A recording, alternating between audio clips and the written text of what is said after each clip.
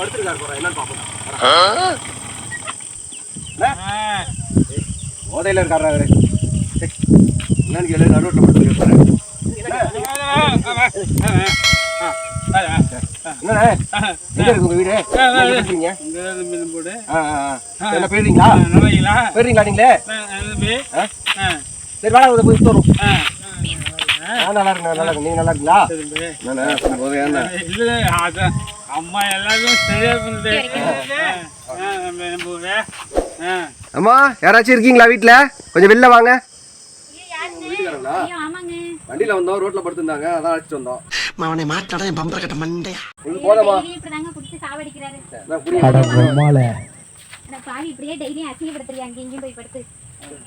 ரொம்ப நன்றிங்க. கொஞ்சம் வீட்டுல வச்சு பாத்துங்க.